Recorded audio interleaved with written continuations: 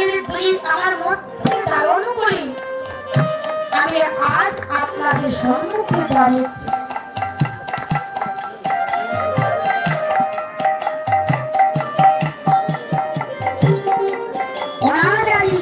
গোবিন্দের কীর্তন কর্ম বই তবে আমার পূর্ণ বিশ্বাস যদি ভক্তি আমাকে কৃপা করে তাহলে অনাথ আগে গোবিন্দের কৃপা পেয়ে যাব। তাই আমি যে কীর্তন প্রসঙ্গ করব সেই আপনাদের সম্মুখে পেয়ে দিচ্ছে।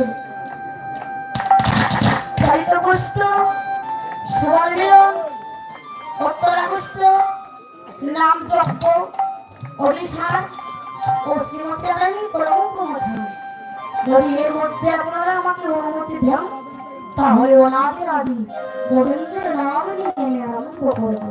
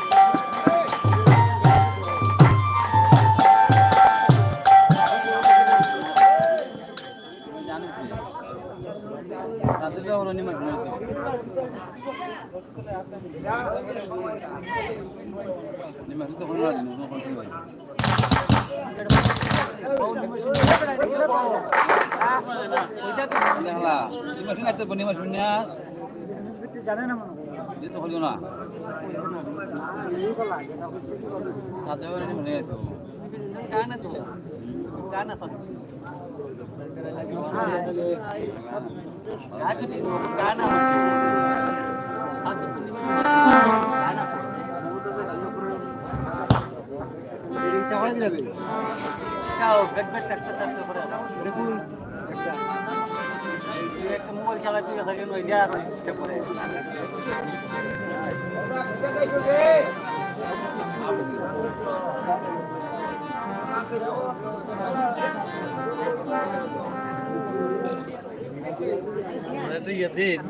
দিন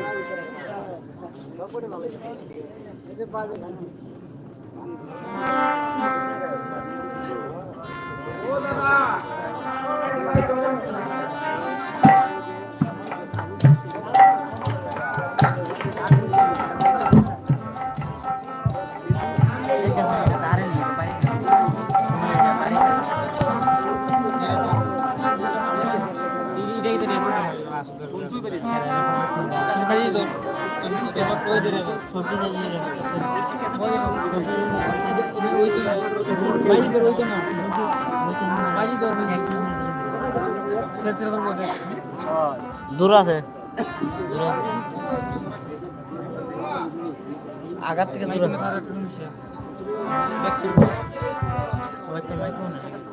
তুই দরকার ঠিক নেই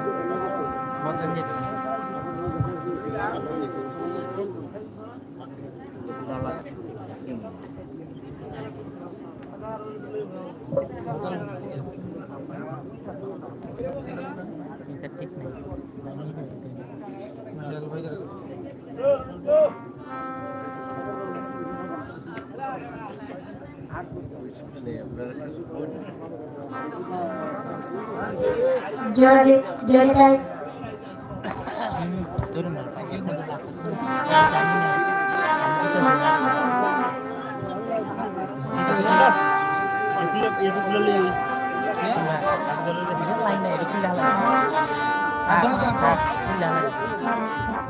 শ্রী গৌর ভক্তগণ, আমি এখন কীর্তন প্রসঙ্গ করব নাম যজ্ঞ। সেই নাম যজ্ঞ করতে গিয়ে আমার অনেক ভুল ত্রুটি হতে পারে। আপনার নিজের সন্তান মনে করি আমাকে ক্ষমা দৃষ্টিতে মর্যাদা করে নেবেন, এই আমার প্রার্থনা।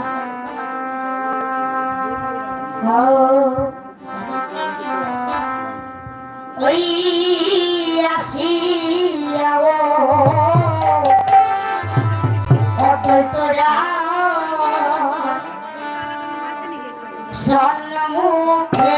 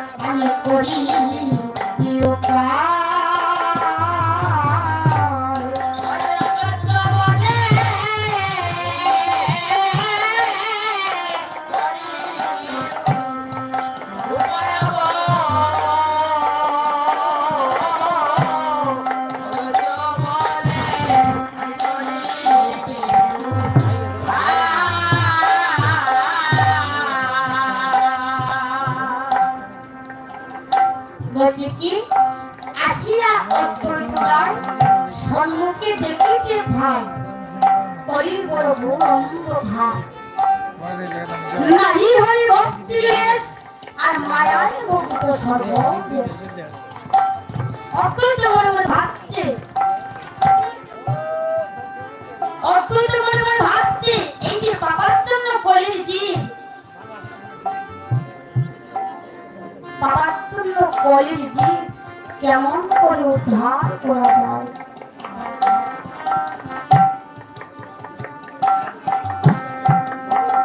কেমন করে উদ্ধার করা যায় এই কথা মনে মনে ভাবছে। দেখো হরির নামে যে মতি গতি নেই। দেখো বাবা এই দলে যদি হরির তৈরি করি আরেকদিন অমনি বলে উঠে বাহ উনি বড় সাধু হয়েছে। এই তো আমাদের সংকীর্ণতা, নিজেদের উপর বিশ্বাস নেই, কেমন আমি বড় তোলে ছোট এই নিয়ে কিন্তু আমরা সর্বদাই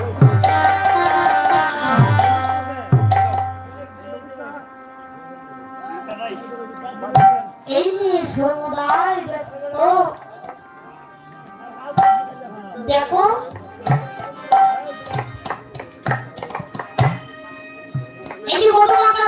কৃষ্ণ নাম, সেই কৃষ্ণ নাম যিনি বাবার জন্য করে দিয়েছিলেন কোনো গতি নেই।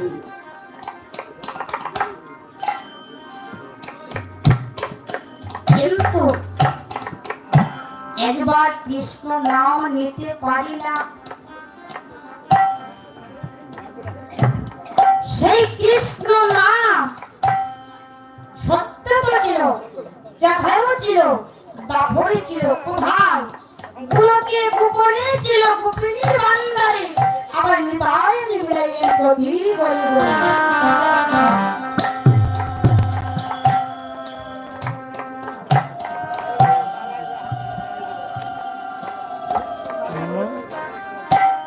দেখো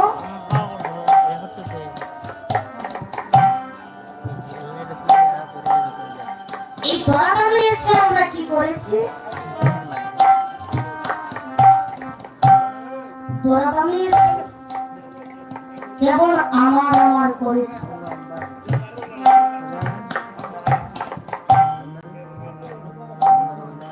আমার ভাই, আমার বন্ধু, আমার আত্মীয় স্বজন সবকিছু আমার, সবকিছু আমার। কিন্তু একবার ভেবে দেখি না আমি কার, একবার ভেবে দেখেছি, একবার ভেবে দেখেছি আমি যে কার আর কে আমার। কিন্তু আমার আমার করেছি।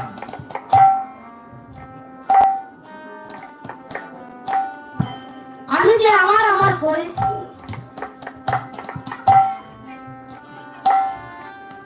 আমার ভাই, আমার আত্মীয় স্বজন,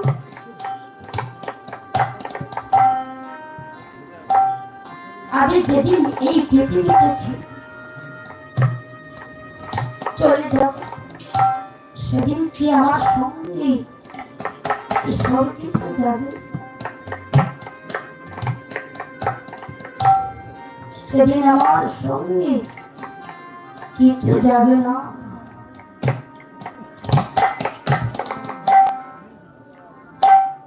কিন্তু একবার ভেবে দেখি না, হে অজ্ঞান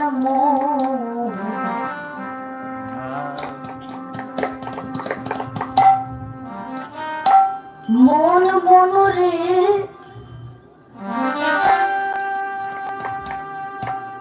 হে পাষাণ মন,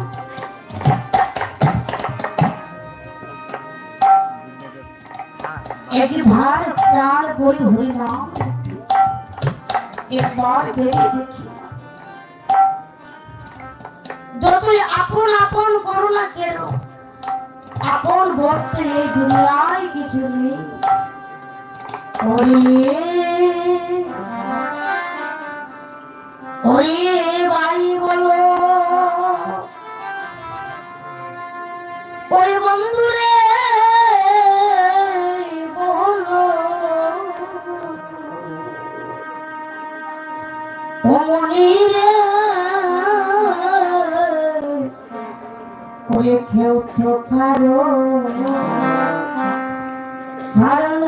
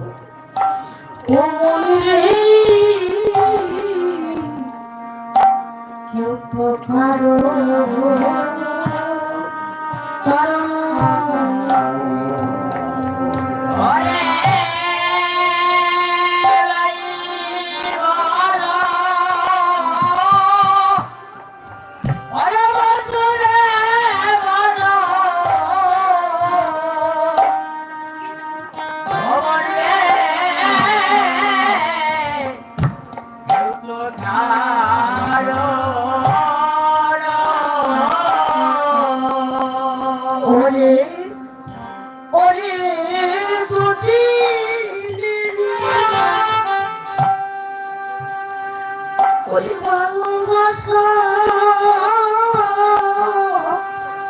আমার প্রতি ধরি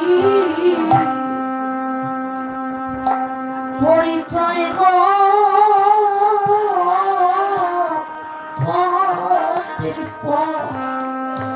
পরিচয়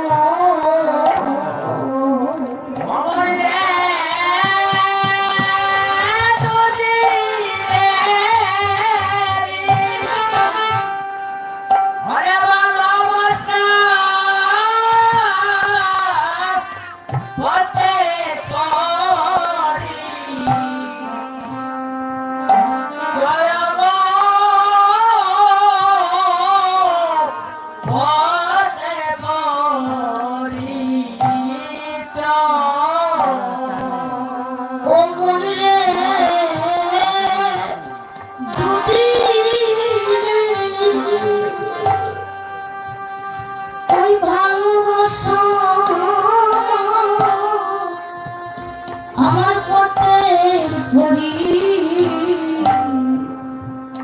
পরিচয় গো আমার পথে পরিচয়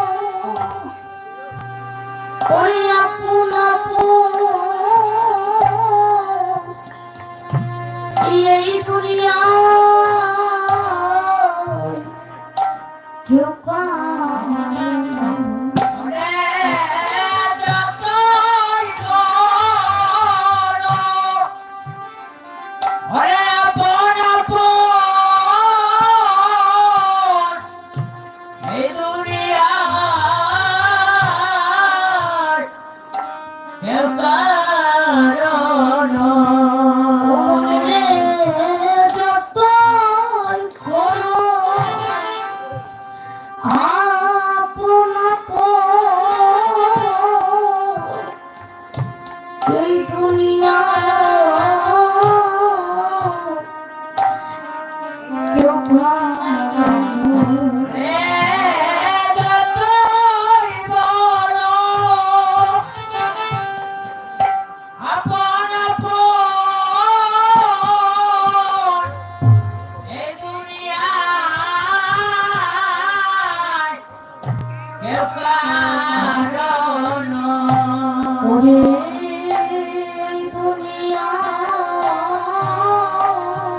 কেউ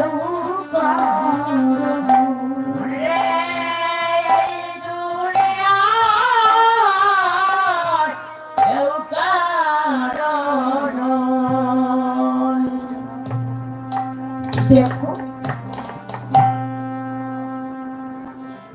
মধুমাখা কৃষ্ণ নাম দিলে এই পাপার জন্য কলি জীবের গতি নেই, কিন্তু এক ভাই কৃষ্ণ নাম নিতে পারি না, হরি নাম নিতে পারি না।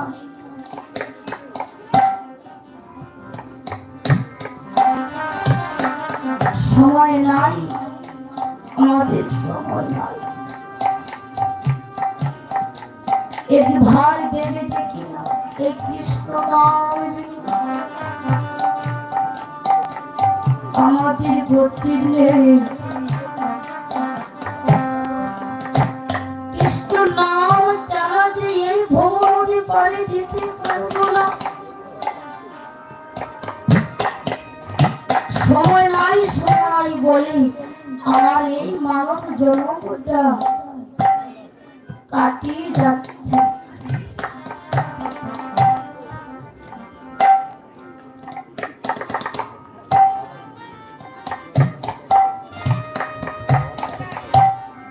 দেখো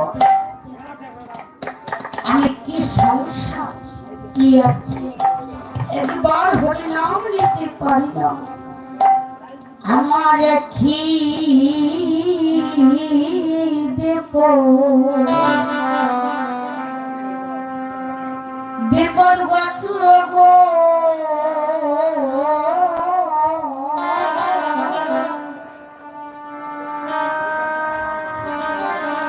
ওগো হরি নামটি নিবা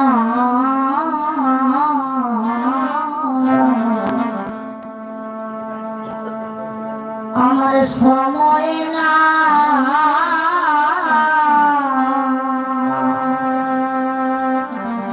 আমার কি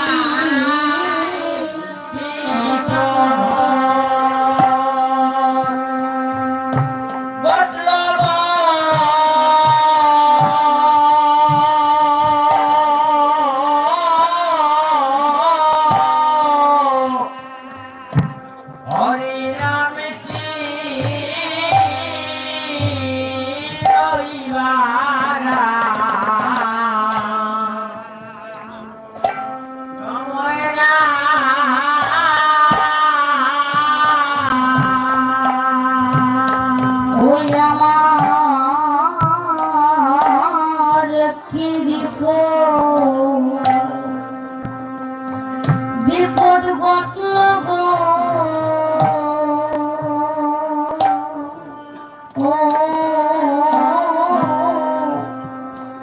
ওগো হরি নামটি লই ভরা সময় না,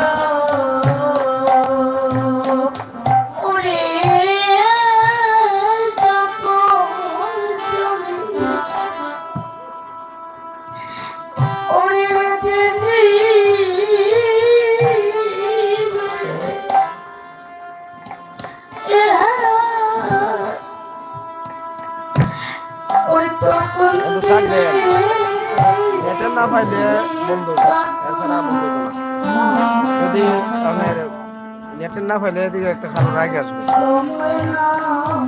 ট্রাই এগেন দিলে আবার হয়ে যাবে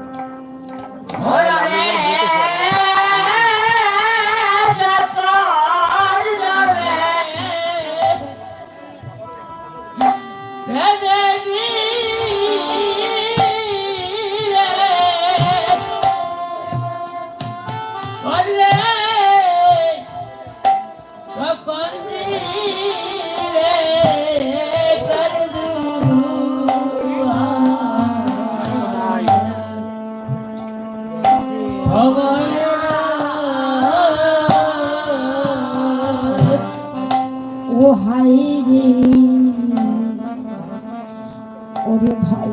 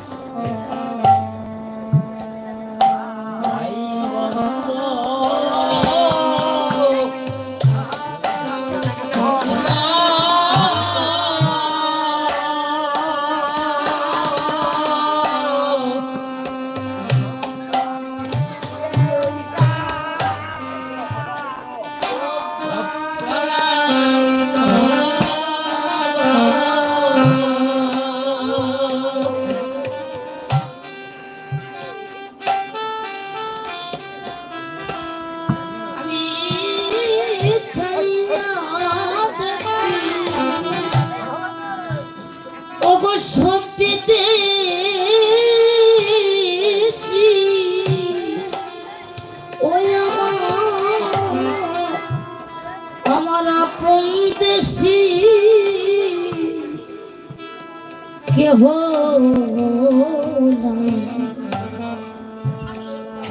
সময় না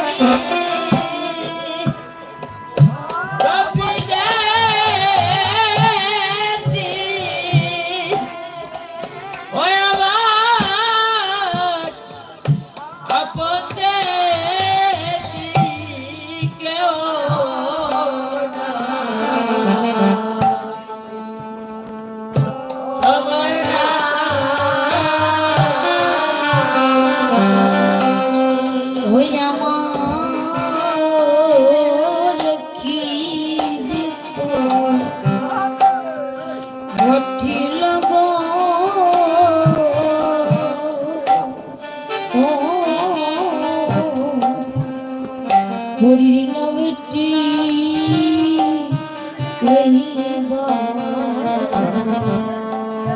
সময় নাও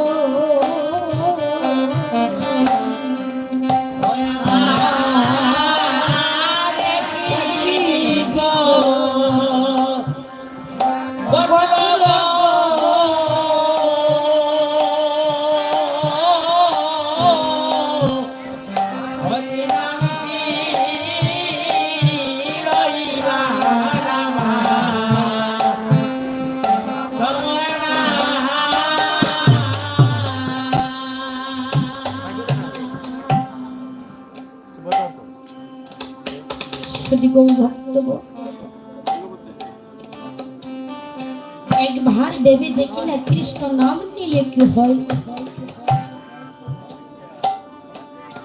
কৃষ্ণ নামের যে কি মাহাত্ম একবার ভেবে দেখি দেখো কৃষ্ণ নাম নিলে কি হয় কৃষ্ণ নামের যে কি মহিমা আমরা কেউ বুঝতে পারি না একদিন নারদ মনে মনে ভাবছে আমি তো বড় ভক্ত আমার মতো তো এই পৃথিবীতে কেউ হতে পারে না তবে আমি জানি না কৃষ্ণ নাম নিলে কি ফল হয় কৃষ্ণ ভক্ত পুরুষ নিলে কি ফল হয় নারদ মনে মনে ভাবছে তবে আমার জানতে হবে কথায় ধীরে ধীরে গমন করেছি ওই কৈলাসে গমন করেছি ওই সংহার কর্তা শিবের কাছে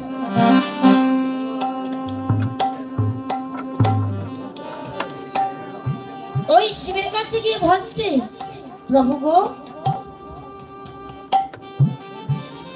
অগো প্রভু কৃষ্ণ নামের কি মহিমা কৃষ্ণ নামের কি মাহাত্ম্য প্রভু আমাকে বলে দিন বলছে নারদ আমি সংহার কর্তা শিব আমি কিন্তু আমি বলতে পারি না কৃষ্ণ নামের যে কি মাহাত্ম্য কৃষ্ণ নামের যে কি মহিমা তখন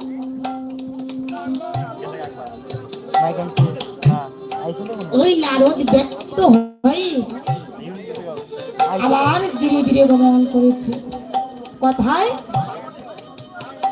ওই ব্রহ্মার কাছে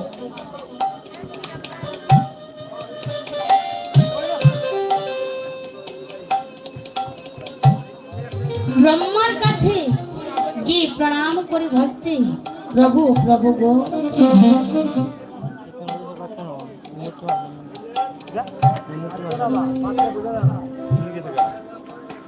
অগো প্রভু কৃষ্ণ নামের কি মহিমা এবং কৃষ্ণ ভক্ত পরশিলে কি ফল হয় প্রভু আমাকে বলে দিন বলছে নারদ আমি চতুর্মুখা ব্রহ্মা আমি চার মুখে নাম জপ করি কিন্তু আমি বলতে পারবো না কৃষ্ণ নামের যে কি মহিমা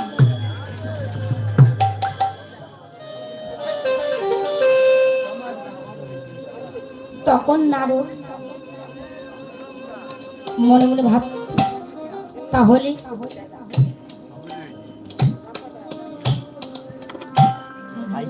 তাহলে আমি খুঁজে পাবো না আমার খুঁজে বের করতে হবে আবার ধীরে ধীরে গমন করেছে অগ্রসর হইতে দেখতে পেল একটি খুব সুন্দর বৃক্ষ ওই বৃক্ষের মধ্যে একটি কাঠবিড়াল বসে আছে তখন নারদ ওই কাঠবিড়ালি কি কইলি ভাবছে ওরে কাঠবিড়ালি আমায় বলে দে কাঠবিড়ালি আমায়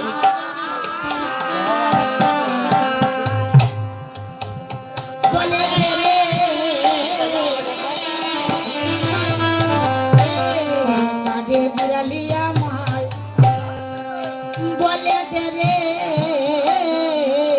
কাবিরালি আমার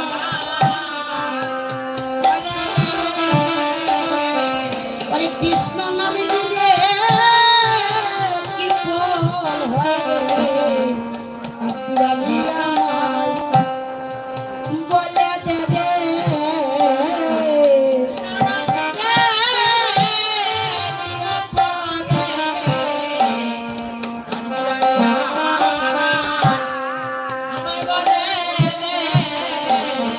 কাবিরালি আমায় আমায় বলে দে রে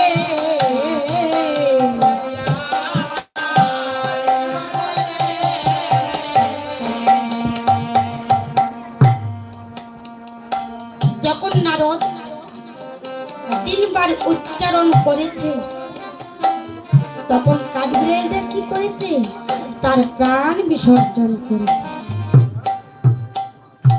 এই অবস্থা দেখে নারদ ভাবছে কি এ কি হয়েছে সে আমার কথা শুনে উত্তর না দিয়ে প্রাণ বিসর্জন করে দিল তাহলে আমি বড় পাপী আমি তো ভাবছি যে আমার মতো ভক্ত আর কেউ হতে পারে না তাহলে আমি পাপী তবে হোক পাপ তবে খুঁজে বের করব তবে নারদ কি করেছে এই স্থান ত্যাগ করে আবার ধীরে ধীরে গমন করেছে কিছু অগ্রসর হইতে দেখতে পেল খুব সুন্দর একটি মাঠ এই মাঠের মধ্যে একটি দেনু একটি বৎস একটি গাড়ি একটি বাছুরি ওই বাছুরিটা মায়ের ভক্ত পান করছে আর ঘুরে ঘুরে নৃত্য করেছে তখন নারদ ওই বাছুরিটাকে খুলে নিয়ে বলছে হে বাছুরি তুমি কি আমার প্রশ্নের উত্তর দিতে পারবে বলছে হে বাছুরি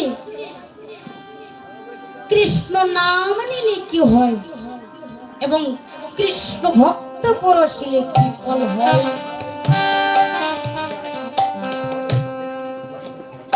বলো তো ওই নারদ যখন তিনবার উচ্চারণ করেছে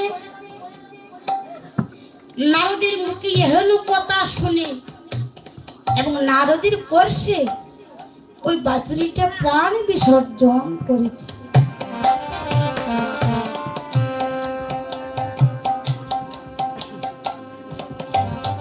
এই অবস্থা দেখি নারদ মনে মনে ভাবছে বাহ একই চমৎকার লীলা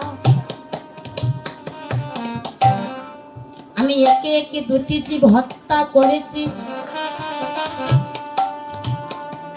তাহলে আমি বড় পাপী তবে হোক পাপ আমি খুঁজে বের করব তখন নারদ এই স্থান ত্যাগ করে আবার ধীরে ধীরে গমন করেছে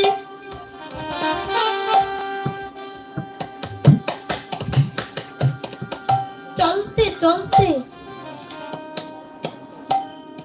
ওই লোকালয়ে প্রবেশ করেছে লোকালয়ে প্রবেশ করে দেখলো অনেক লোকের সমাগম হচ্ছে তা দেখি নারদ বলছে ও মা এখানে কি হয়েছে গো একজনের বৃদ্ধ মা এসে বলছে বাবা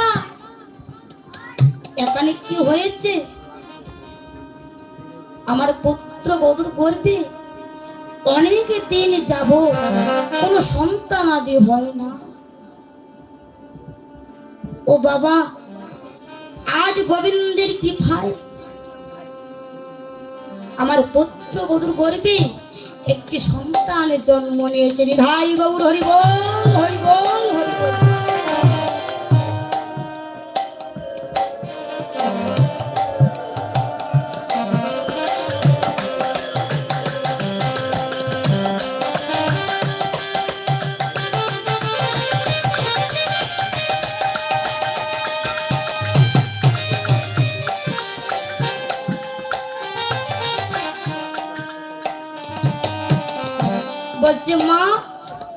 তাহলে ওই সন্তানটাকে আমি দেখতে পারবো? বলছে বাবা কেন পারবে না, তুমি তো দেখা যাচ্ছে একজন সাধু সন্ন্যাসী, বাবা আমার সঙ্গে এসো। তখন ওই বৃদ্ধ মা নারদকে নিয়ে চলে গেলেন। বলছে মা, ওগো বৌমা, ওই সাধু বাবা নাকি তোমার পুত্রকে দেখার জন্য আসছে। তখন কি করেছে, ওই মা সন্তানটাকে নারদের তুলে দিয়েছে। বাবা নাও, তুমি দেখো। ওই শিশুটাকে নারদ কুলে নিয়ে বলছে, ওহে শিশু, তুমি কি পারবে আমার প্রশ্নের উত্তর দিতে? বলো তো শিশু, কৃষ্ণ নামের কি মহিমা, কৃষ্ণ নামের কি মাহাত্ম্য, এবং কৃষ্ণ ভক্ত পুরুষিলে কি ফল হয়? যখন নারদ ওই শিশুটাকে তিনবার উচ্চারণ করে বলেছে, তখন ওই শিশুটার বাক শক্তি বাহির হয়েছে। হৃদয় গৌর হরি বল, হরি বল। বাক শক্তি বাহির হয়েছে, অর্থাৎ সে কথা বলতে পারে। দেখেন বাবা, যদি যখন শিশু জন্ম নেয় সাথে সাথে কিন্তু কথা বলতে পারেনি, কি করে, হুয়া হুয়া করে কাঁধে।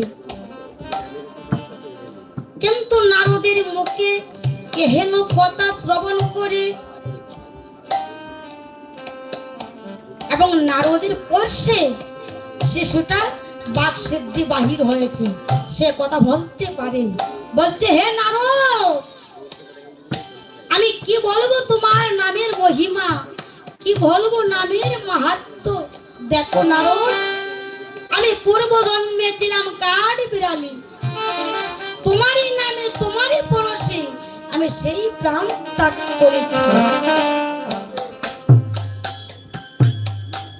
আবার আমি জন্ম নিয়েছি গোবৎস রূপে, আবার তোমারই নামে তোমারই পরশে সেই গোবৎস প্রাণ থেকে প্রাণ বিসর্জন করেছি। এখন আমি মানব কুলে জন্ম নিয়েছি। হৃদয় গৌর হরি বল, হরি।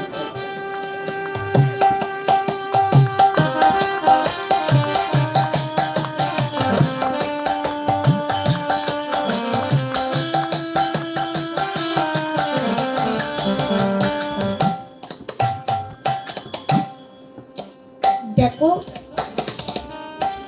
এখন আমি মানব কুলে জন্ম নিয়েছি। হে গোবিন্দ, কৃষ্ণ নামের যে কি মাহাত্ম্য, কৃষ্ণ নামের যে কি মহিমা, আমরা কেউ বুঝতে পারি না।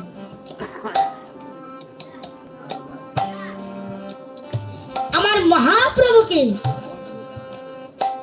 কে এনেছিলেন? আমার শ্রীমন মহাপ্রভুকে অদ্বৈত গোসাই এনেছিলেন। অদ্বৈত কোথায় জন্মগ্রহণ করেছে? অদ্বৈত গোসাই ওই লাউর পরগনা ভাদুর দেশে মা নাভা দেবীর গর্ভে জন্ম ধারণ করেছে। একদিন মা নাভা দেবী বলেছে, কমল কমল রে, ওরে বাবা কমল, দেখো এই তো সবাই গঙ্গা স্নান করার জন্য চলে গেছে, তাহলে তুমি আমাকে নিয়ে যাও বাবা। বলছে মা, ওই সময় আসলে আমি তোমাকে নিয়ে যাব। বলছে কি সময় আসলে আমাকে নিয়ে যাবে? না, আমি যাব না। বলছে মা, আমি তোমাকে নিয়ে যাব, অতি সত্বর তৈরি হয়ে যাও। বলছে না, আমি যাব না। বলছে মা গো, আমি তো বলছি সময় আসলে আমি তোমাকে নিয়ে যাব। মা, অতি সত্বর তৈরি হয়ে যাও। এই তো মধু কৃষ্ণা ত্রয়োদশী, চলে আসছে। তখন মা নাবা দেবীকে নিয়ে কমলাক্ষ নদীর ঘাটে হুঙ্কার ছেড়েছে, বলছে হে কোথায় গঙ্গা দেবী, অতি সত্তর চলে আসো, আমার মা গঙ্গা স্নান করবে। তখন ওই কমলাক্ষ বলছে মা মাগো তুমি গঙ্গা স্নান করো, নিধাই গৌর হরি বল হরি বল।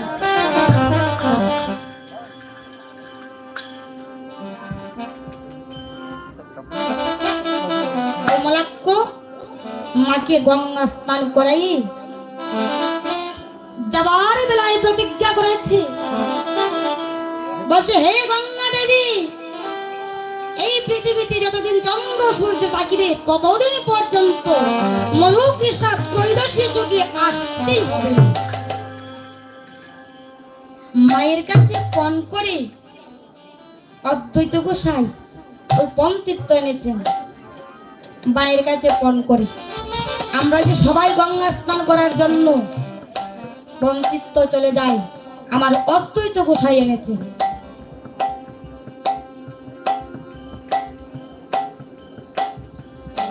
অদ্বৈত গোসাইয়ের ছোটবেলায় নাম ছিল কমলাক্ষ, পিতার নাম ছিল কুবেরী পণ্ডিত। তখন গঙ্গা স্নান করাই বাড়িতে আসলেন। আর এদিকে লাউরের রাজা কি করেছেন, মা সারদা দেবীর পুজো আরম্ভ করে দিয়েছে। এদিকে কেরার সাথীগণ বলছে কমলাক্ষ ও কমল দেখো, ওই দেখো রাজা মা দুর্গা দেবীর পুজো করছে, চলো আমরা সবাই চলে যাই। বলছে কোথায় চলে যাব? বলছে কেন? মা পুজো দেখতে। বলছেন না আমি যাব না। কেন ভাই? আমরা সবাই চলে যাব, মাকে প্রণাম করব, প্রসাদ খাবো, আনন্দ উৎসব করব, চলো কমল চলো।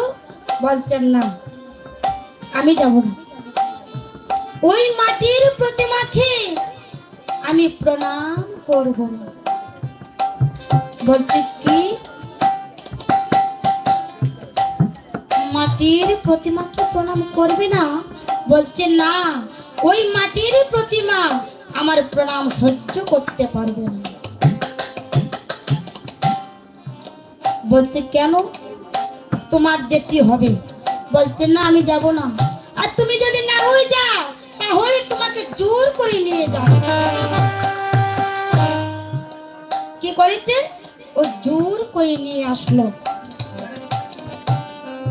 তখন সবাই ওই মাকে প্রণাম করেছে।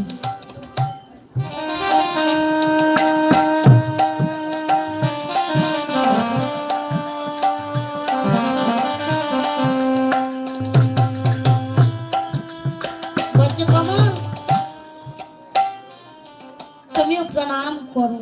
বলছে না আমি তো বলেছি ওই মাটির প্রতিমাকে প্রণাম করব না। বলছে কমল দেখো আমরা আবারও বলছি তুমি প্রণাম করো। বলছে না, তুমি যদি প্রণাম না করো তাহলে ওই রাধার কাছে বিচার দেব।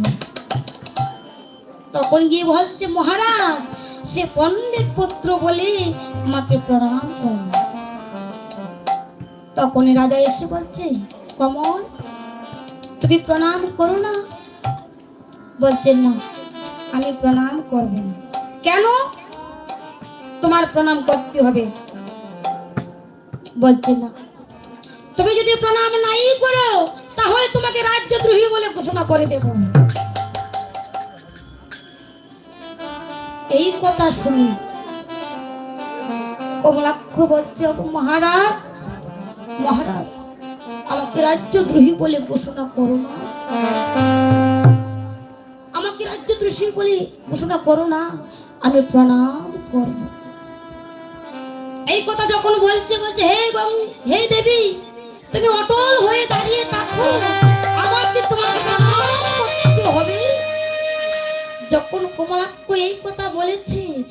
মাটির প্রতিমা তত্তর করে কাঁপতে শুরু করেছে। আর কমলাক্ষ বলছে, হে দেবী তুমি অটল হয়ে দাঁড়িয়ে থাকো, আমার যে তোমাকে প্রণাম করতে হবে। তখন হাত উপরের দিকে তুলেছে, অমনি মাটির প্রতিমা পিছন। রাজবাড়িতে অনেক গোলমাল শুরু হয়েছে। বলছে কি একই হয়েছে, রাজবাড়িতে একই হয়েছে, মাটির প্রতিমা পিছন দিয়েছে, গোলমাল শুরু হয়েছে। আর এদিকে কমলাক্ষ বলছে, মা মা গো, ওগো মা, মা আমাকে বিদায় দাও, মা আমাকে বিদায় দাও।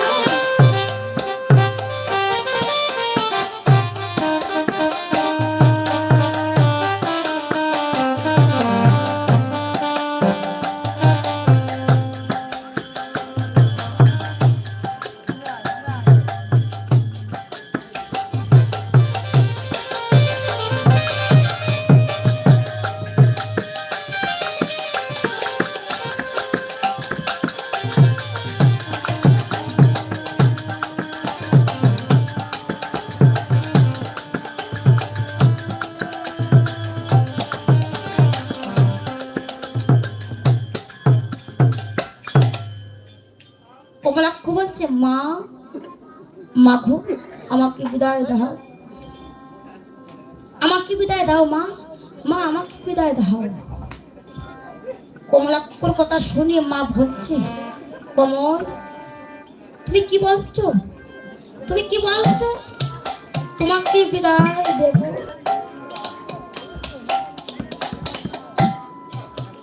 তোমাকে আমি কেন বিদায় দেব? বলছে, মা তুমি যদি আমাকে বিদায় না দাও তাহলে আমার যে সাধন ভোজন হবে না, আমার যে সাধন ভোজন হবে না।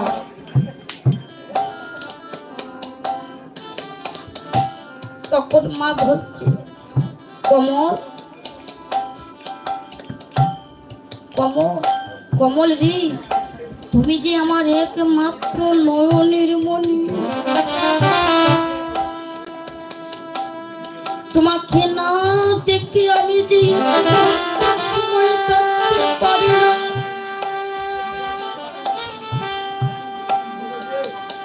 তোমাকে না দেখে আমি যে এক মুহূর্ত সময় থাকতে পারি না। কমল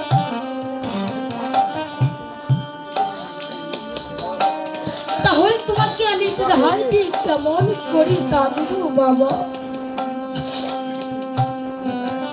ও কমল কমল রে, তুই কি জানিস না বাবা,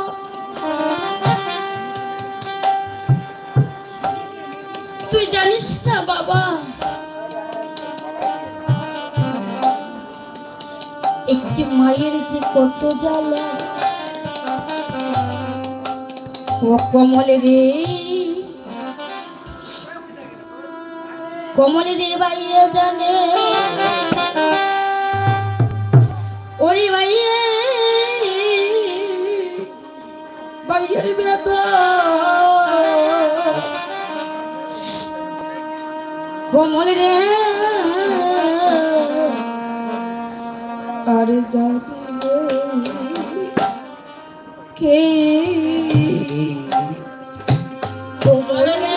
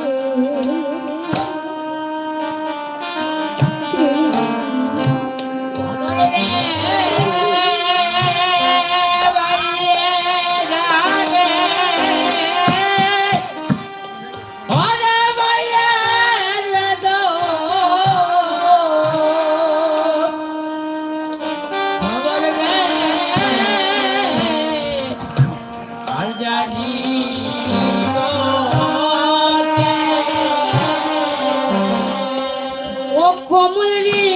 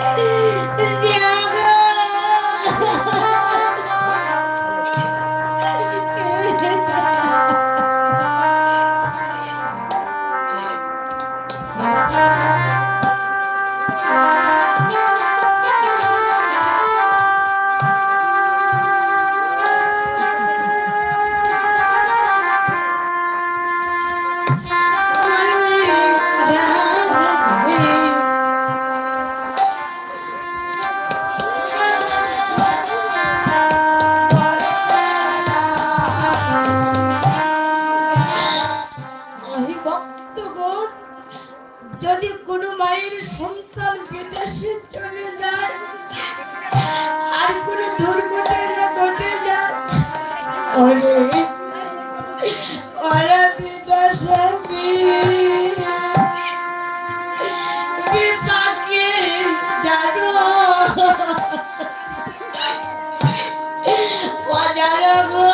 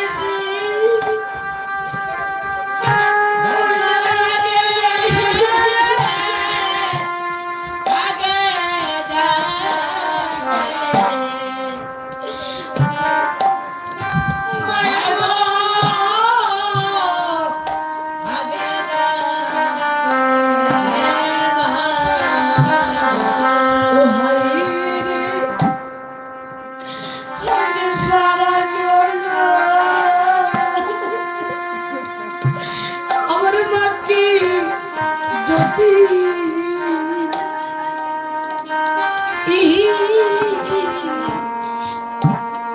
মাতায় নিয়া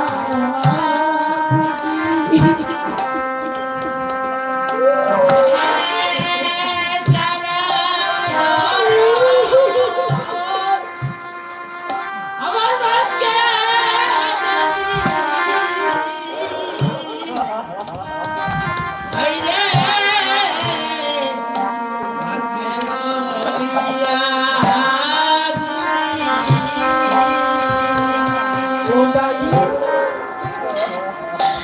বাইরে সারা ওরে মাকে যদি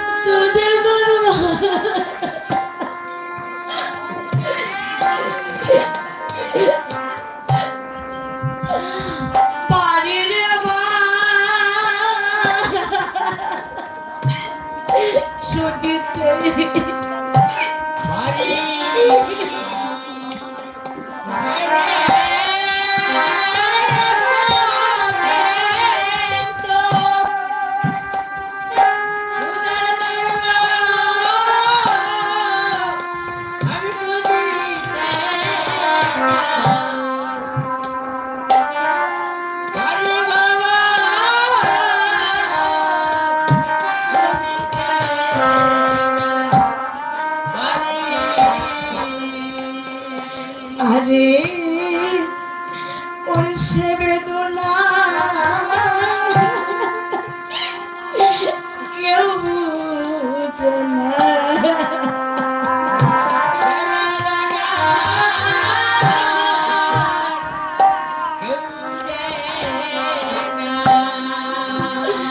ওর সে বেদনা কেউ বুঝে না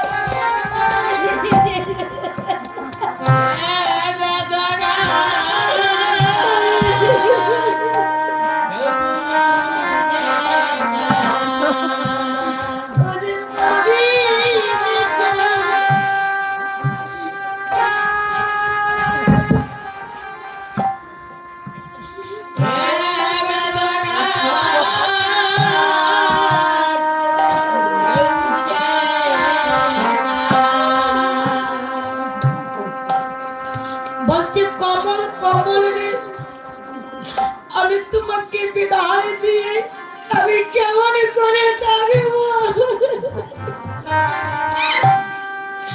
তুমি যে আমার একমাত্র নয়ন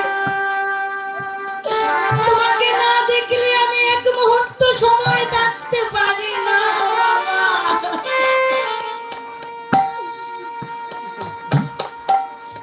তখন কমল বলছে মা তাহলে তুমি পুত্রের অমঙ্গল চাও বলছি বাবা একই কথা বলছিস আমি তোমার অমঙ্গল হতে চাই আমি মা হয়ে আমি পুত্রের অমঙ্গল চাই না না বাবা আমি তোমার অমঙ্গল হতে দেব না আমি তোমাকে অমঙ্গল হতে দেব না বাবা বলতে যদি আমার অমঙ্গল না চাও তাহলে আমাকে প্রাণে খুলে বিধান দাও তখন মা লাভা দেবে বলছে কমল আমি তোমাকে প্রাণ খুলে বিদায় দিয়েছি।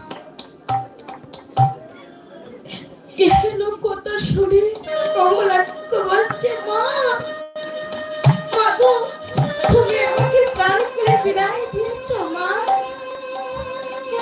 মা মাগো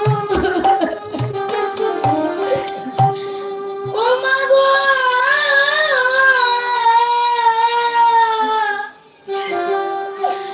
মাগো জন্মের মতো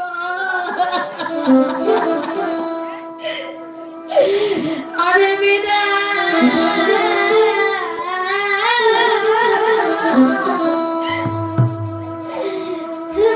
হইয়া না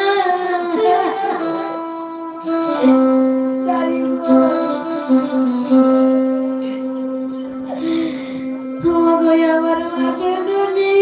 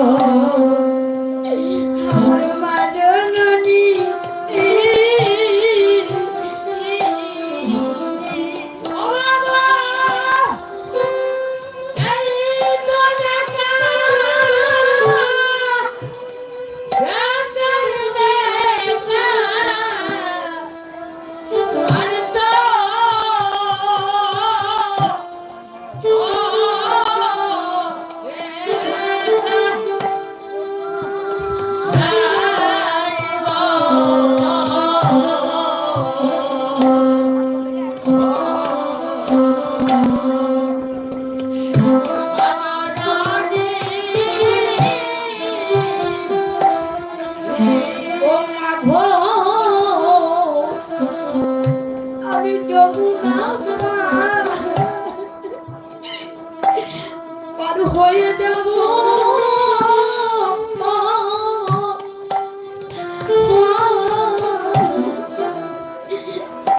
আমি পুরারে মাকে মাগো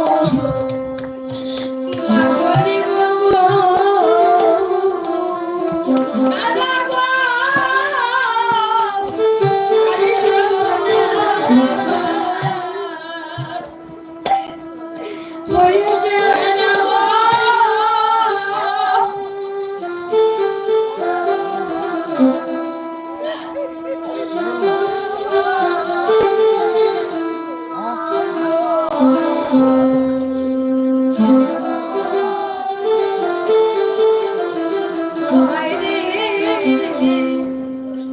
আমি যমুনা হয়ে যাব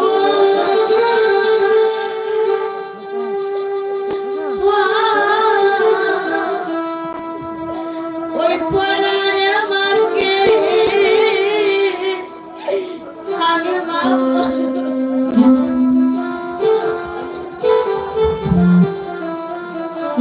দাদা গো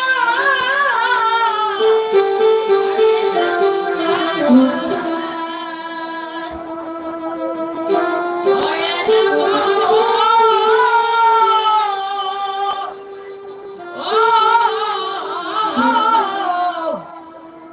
আমি পরার মাকে মাগো আমারে মাগো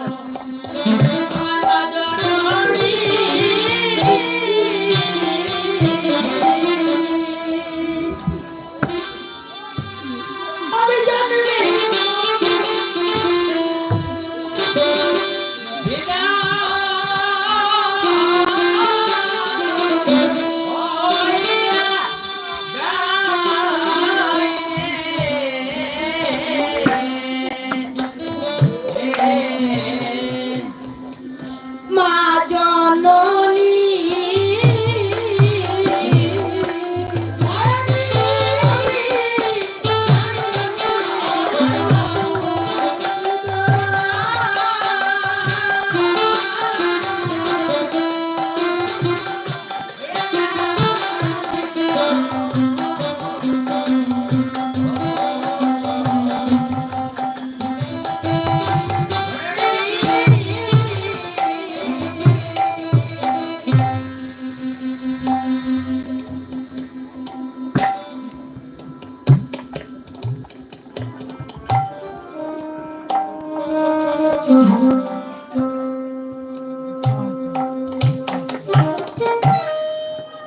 তখন কমলাক্ষ ভাইয়ের কাছ থেকে বিদায় নিয়ে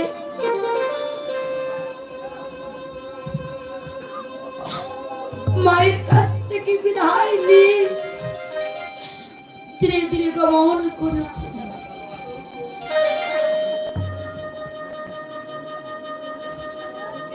কোথায়?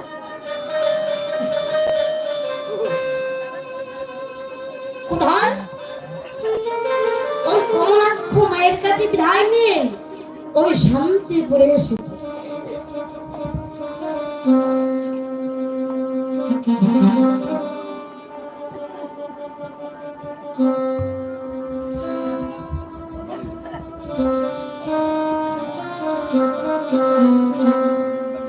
শান্তিপুরে এসে মহাপ্রভুর আরাধনা করতে শুরু করলো।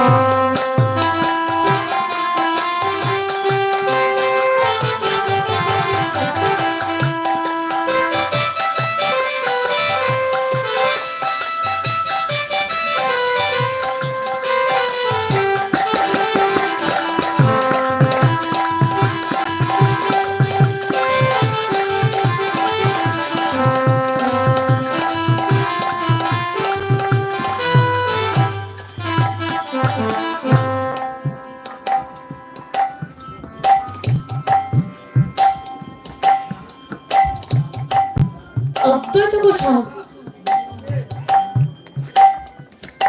ওই শান্তিপুরে এসে মহাপ্রভুর আরাধনা শুরু করছে।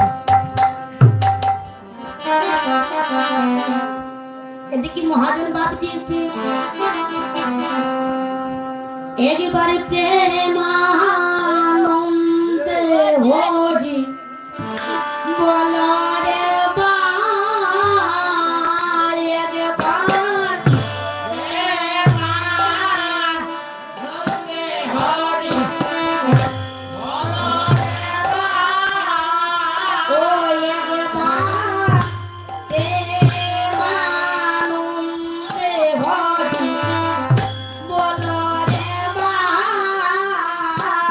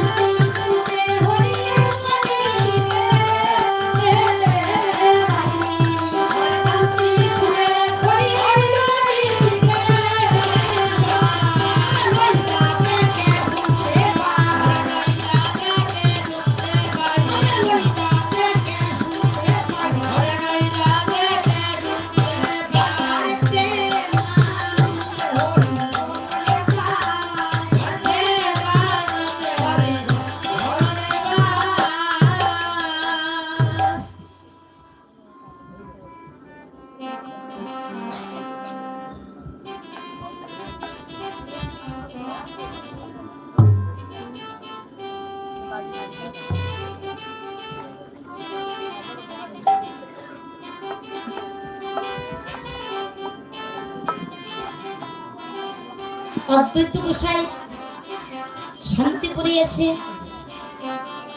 মহাপ্রভু আরাধনা শুরু করেছে। আর ভাবছে এই যে পাপার জন্য করে যে কেমন ধার করে যায়, আমি তো একা, আমি তুই একা, কোন ব্যক্তিত্ব পাচ্ছি না, এই কথা মনে মনে ভাবছে। আর ভাবছে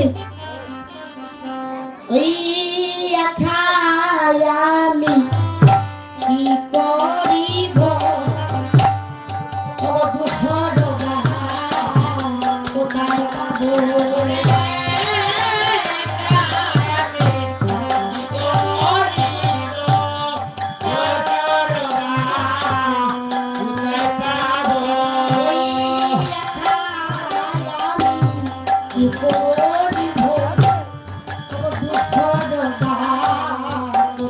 পাবো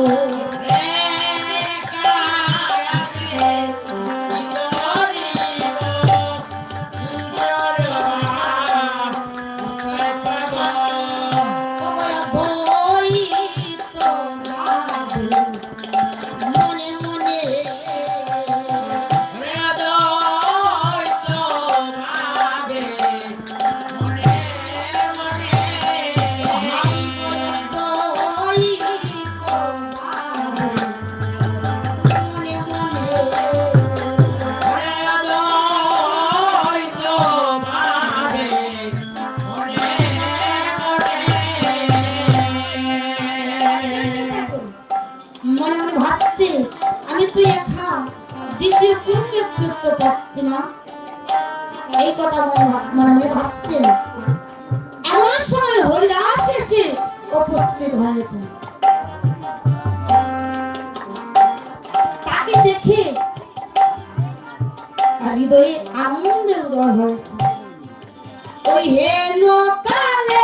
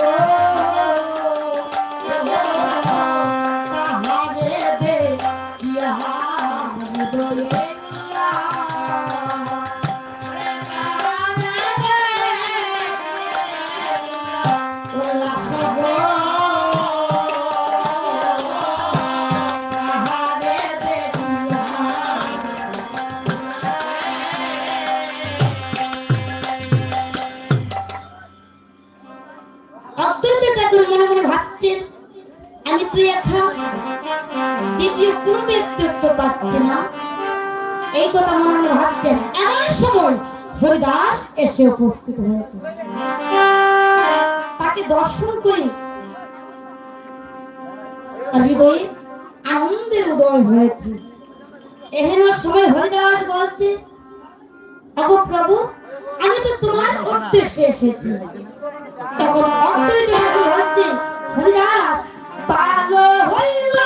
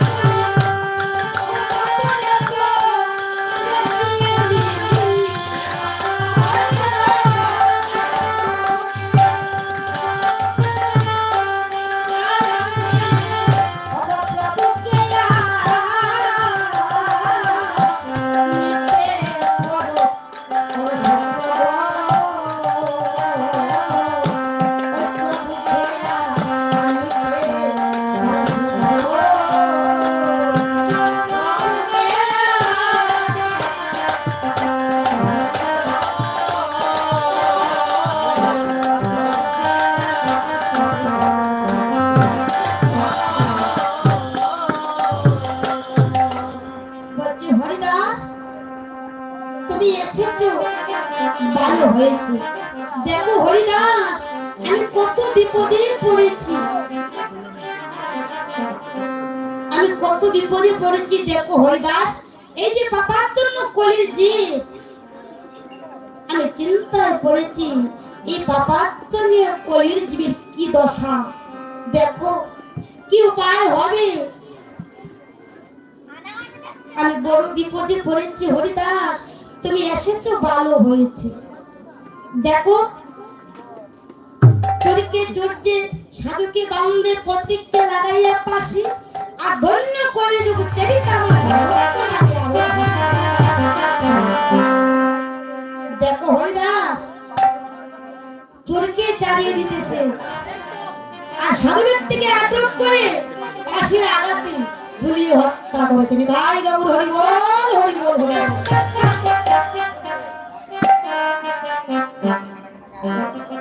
তখন এই কথা শুনে হরিদাস কি করেছে, ওই বিষ্ণু পুরাণের এক শ্লোক স্মরণ করে দিয়েছে।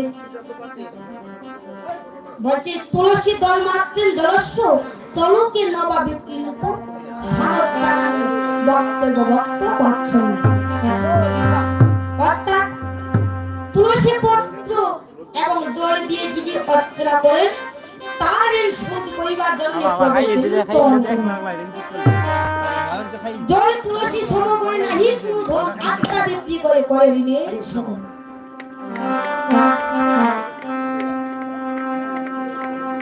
এই কথা শুনে এরকম মহাজন ভাব দিয়েছি, আরে তুলসী মন জড়িত তার সহজ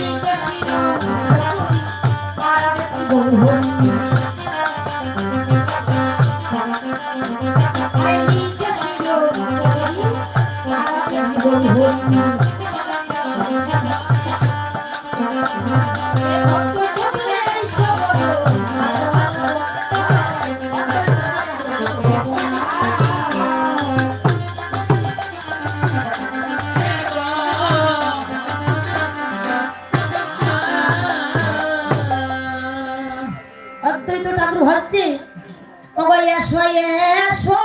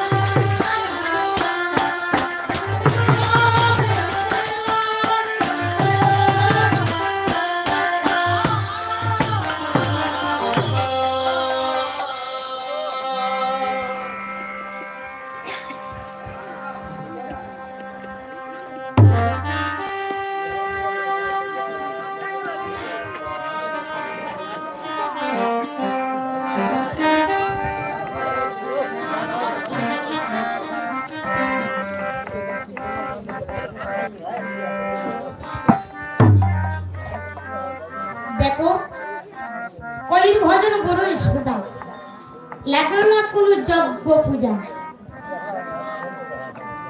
অন্যান্য যুগে কত যাগ যজ্ঞাদি করতে হয়, কিন্তু এই কলি যুগে কোনো পূজা করছে না, কোনো কারণ নেই।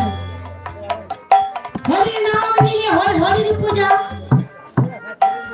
লাগলো না কোনো যজ্ঞ পূজা।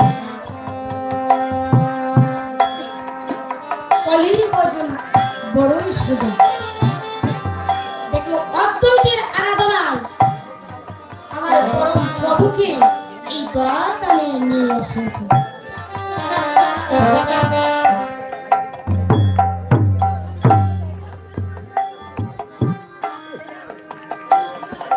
মহাপ্রভু দেখো এই দয়াটানে এসেছে, অবতীর্ণ হয়েছে, একটি চাঁদের মতো আলোকিত হয়ে যাচ্ছে। হাই গৌর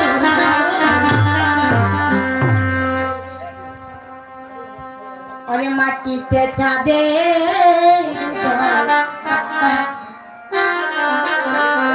ওরে দেখিবে দুনিয়া,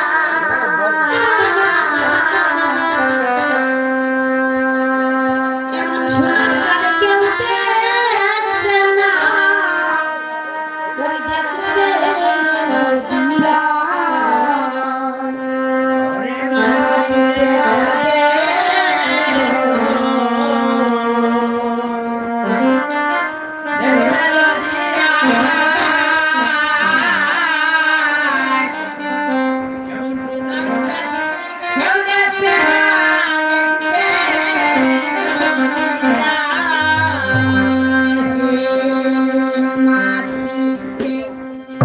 চাঁদে